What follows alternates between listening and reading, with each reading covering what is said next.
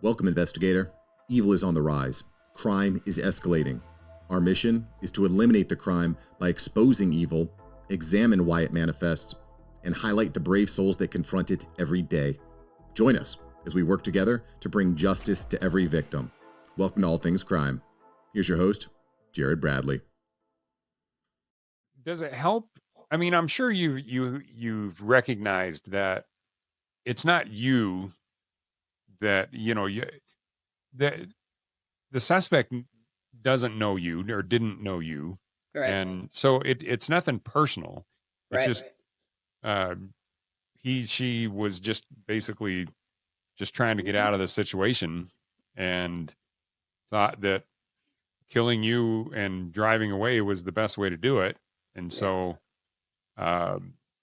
which is ironic, that thought process, but Yeah.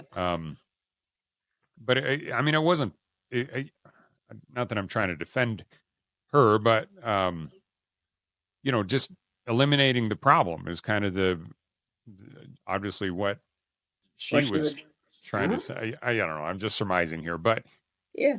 So does that help that it was nothing personal for you, if that's even if that's even something that I can even say? But I'm just, it's just, That's to me, it's question. just, I think they, I mean, that the suspect didn't know that it was Kimber Gist. He just knew that it was this deputy that came up and was interrupting whatever she was trying to do. So, which didn't seem like it was going well anyway. So, yeah. So I'm glad you brought that up. That's a good question. Good question. I did take it personal. Truthfully, still to this day, I do take it personal because the way I see it is everybody has a whole lot going on in life. Nobody can just walk up to somebody and say there's something not troubling you right now. People listening right now are going to have something going on in their life. I've always been taught that you are valid in your feelings, but you are not always valid in your behavior. You can feel how you want to feel, but how you act after that upon that feeling, that's personally on you. So just to back up just a little bit before I say this next bill is she had a history of violence, right? So that gun that she shot me with, she had actually stolen from a car dealership. So she was from Louisiana. She was running from attempted murder charges in Louisiana and had a family member in Charleston. So while she was up here, she needed a car to get around in. So one of her roommates said, well, I clean for a living. You can come with me, get you some money. So while she was cleaning at this dealership, she entered into this deal with this guy. I was like, hey, I need a car. I don't have the money to make anything legit, which is why she was riding around in a car for 2 months with no tags on it. But he was like, well, if you work and clean, we'll figure it out with the car. So that's where the car came from. Well, while she's working at the dealership and cleaning, she ended up stealing the guy who owns the dealership's gun. Why do you need a gun? You just tried to kill somebody, a couple of people in Louisiana. And then before that, she had already had a murder charge that, for whatever reason, didn't go through in court. So she beat a murder, but you're still out here pointing guns and trying to shoot and kill other people. That's just who you are in general. So I did take it personal knowing that, because what they figured was she knew that she had those attempted murder warrants. Louisiana had one of those storms, random storms that comes through that flooded the police department. So the police department had the warrants. The warrants just weren't in NCIC because they got wet. They had to retype them, get them resubmitted. So they weren't in NCIC. So her thought process of when she saw me was, I got these attempted murder warrants in Louisiana. She's going to find out. Come to find out, no, I wouldn't have, because they weren't in NCIC. So her behavior, pattern of behavior was just her in general. So I did take it personal because you're trying to kill multiple people. That's just who you are. Like it wasn't the fact that it was just me at that point in time. And for me personally, I just feel like if everybody that you come up to, you're just constantly trying to, put your hands on, kill. I take that personally. I do. I had to get out of the mentality that I couldn't hate the entire state of Louisiana, because at one point I did. I was just like, anybody that comes from Louisiana is unhinged. I don't think that now. That's why we go to therapy. Again, valid in my feelings, just not valid in actions. But yeah, it took a long time to. I mean, I'm not gonna say she's forgiven, but I'm not gonna live my life in grudge because of it. Yeah. Well, I I think she was just basically you were you were just the one that happened to be there. You know, it's Mhm. not wasn't Deputy Gist that she was had a beef with. It was just Right. law enforcement in general. And I got to get I away. yeah, Yeah. which is unfortunate because then it kind of encompasses all of law enforcement, and that's why so many of you have this target on your back, Mhm. and that really sends me over the edge because I'm like, you know what? There's no law enforcement officer out there that deserves to be targeted because Right. you guys are just doing your job, just like the store clerk is just doing his job, and the mayor's just doing his or her job, and Right. everybody's just trying to do their thing and then go home to their family. And um, the fact that law enforcement are there to um, uphold what society basically deems is what all the rules that we need to live to live together. Right. Those are just basic laws of um, I don't know, just kind of decency, really. And Mhm. if you can't live with those, then go somewhere else. Right. But Absolutely. yeah, it's I don't know. There's just so many people that I think because they've never really been um, held to account, maybe from even when they were really young, Hmm. then they just feel that they can just get away with that kind of stuff, and Absolutely. that's when folks like you roll up on them, and you're like, no, that's not the way tonight's going to roll. So, Right. Right. well, absolutely amazing, Kimber, and Thank you, Jared. yeah. So I'm just like I said. Thank God you're still here, and Thank you're such a beautiful soul, and you're doing great things and telling your story because I think telling this story is really important you. Hmm. because I it's really interesting when I talk to just normal people, people that are outside of law enforcement. When I say normal, they just don't understand what you guys go through on a Right. on a just a minute by minute basis. It's like who would have ever thought, when how many times have we read just in the last couple of months where an Hmm. officer is shot at, wounded, some of them killed, Killed. Yep. just doing a simple car stop. You know, they somebody was speeding, and so you pull them over, and next thing you know, it's a gunfight. Right. And I'm sure, um, I'm sure you felt the tension escalating when you were there that night. Especially when she was still fidgeting Yeah. around, she wouldn't hold still. The But I think at, the tension, I realized it when that second time I told her to sit still, and then that's when I realized that's when I could feel that muscle. There was never really any attitude. There was never any bickering going back and forth. They were both like really nice. I mean, they kept it short, but they weren't like which the hoopla that you see on the news. Like it was none of that. It was just okay. It's for real now. I have to act. So yeah, it was towards the end when I was like, okay, yeah, this is it. this is on. This is Hmm. so you described you falling onto your side and then rolling onto your back in order to get access to your weapons. So by that time, did you realize that this is life or death right here? Oh yeah. When I fell and I felt that pinch on my side where I knew I was hit, I just couldn't figure out where it was going. I knew then it was life or death. That's how I knew you got to pick a side. Roll left, roll right. Which one? And I had to pick right correctly.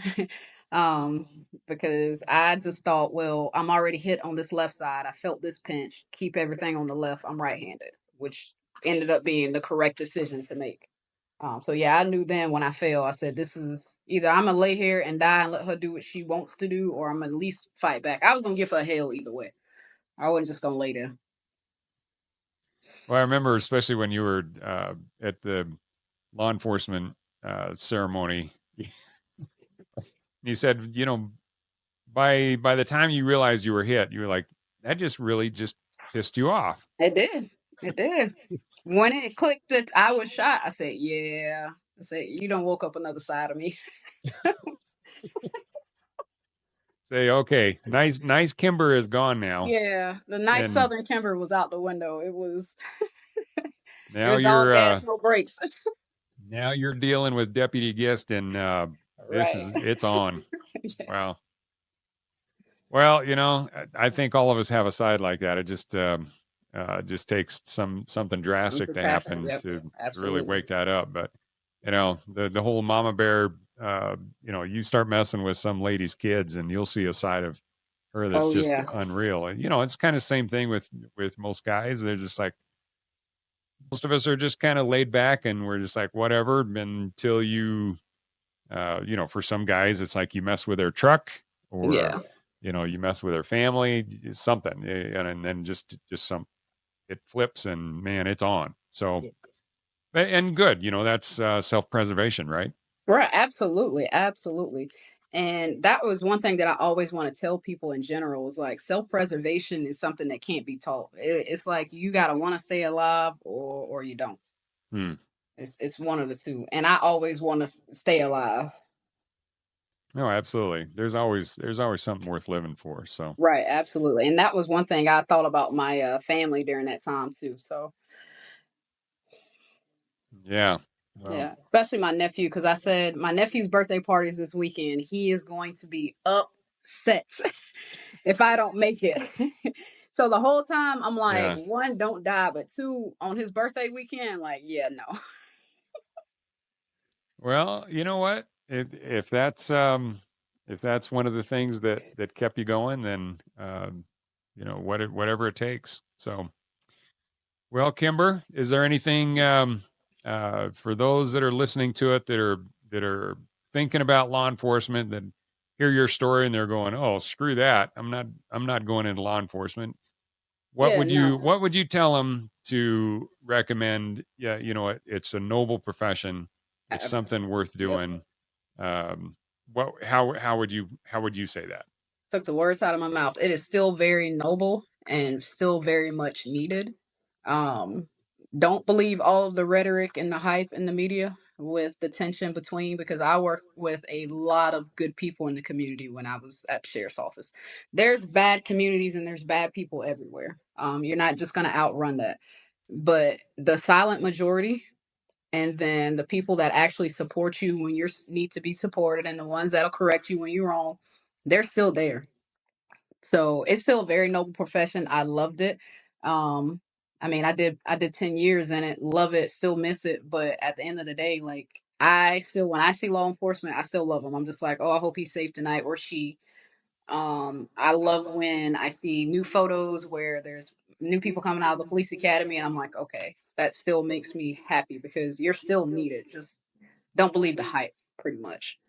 There's going to be times where the media will post the worst photo that you can see, but then they won't post the best one. And that's the one that always reminded me, was that I could always go to a certain community or a certain area and I knew they had our backs. Well, yeah, I find media to be, um, let's just say most of them I wouldn't hang out with, Yeah, and absolutely. but it's just ironic, they'll talk tough, and then but as soon as something actually happens, who are they going to call? Exactly. The You know, police. they're not calling other reporters. Reporters. Nope. Yeah, they're calling the police. Oh, come save me. Yep, And absolutely.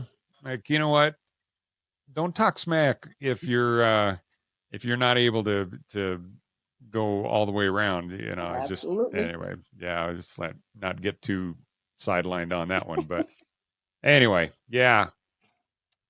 Kimber, you are absolutely awesome. I Thank you. appreciate you coming on and telling your story. Absolutely. And I know you're still recovering, but just know that everybody loves you, and Thank you.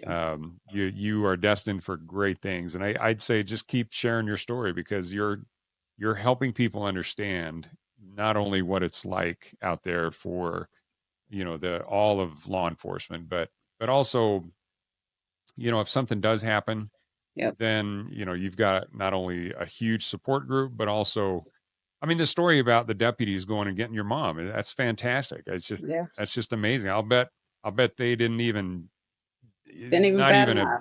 not even a second or a fraction of a second of hesitation. They're just like, yeah, I'll go. Yep. And Send it's me. yeah. I've I had a friend that basically said, you know what, you want to surround yourself with, you know, a handful of those guys that, you know, if you call them at 3 a.m, they'll be just like, what do you need? Yep. And you know, those are few and far between, but there's always going to be a few of them, and those are the ones that you really cherish. So Absolutely. Jared, thank you so much. I enjoyed it. Thank you for the invite. I love telling my story. I just tell anybody, if you need me, reach out. I'm not hard to find. Kimber Gist on pretty much every platform. yeah. So, oh yeah, I appreciate you mentioning that. Is there, I mean, if people really want to read about you, do you have a website or anything like that? I do not have a website, but I am very active on Facebook and Instagram. That's where a majority of my law enforcement stories are. So yeah, just Kimber Gist on both social media platforms, and then Kimber Gist on LinkedIn as well. Awesome. Okay. Well, if you'll send those to me, I we'll sure include will. them in the show notes, and we can get those out to everybody. So everybody, make sure to follow Kimber, especially on Instagram, Facebook, and share her story because it's absolutely fantastic. So, hey, Absolutely. Kimber, thank you again. Thank you, Jared. Thanks so much. Thanks for joining us. Your attention today brings us one step closer to exposing and eliminating the evil that brings crime to our communities. Hit subscribe and share this episode. Together, we will bring justice to every victim.